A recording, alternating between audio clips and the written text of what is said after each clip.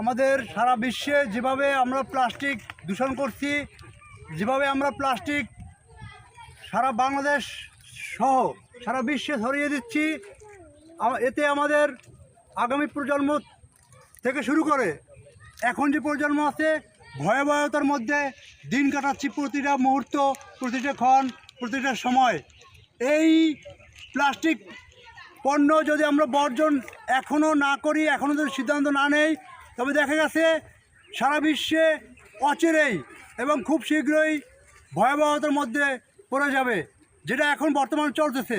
আমরা নীরবে চলতেছে দেখে আমরা বুঝতে পারতেছি না যে এই প্লাস্টিক পণ্য এবং এই যে নদী দূষণ কত বড় ঝুঁকিতে আমরা আছি। এই ঝুঁকির কারণে এই পৃথিবী অচিরেই ধ্বংস হয়ে যাবে। সবাই রোগ, শোক এবং বিপদের মধ্যে পড়ে যাচ্ছে অলরেডি, এবং আরও ভয়াবহতার মধ্যে পড়ে যাবে, এবং আমরা বড় বিপদের মধ্যে আছি। প্রতিদিন মারা যাচ্ছে হাজার হাজার মানুষ। একমাত্র কারণ এই যে প্লাস্টিক দূষণ এবং বায়ু দূষণ, নদী দূষণ।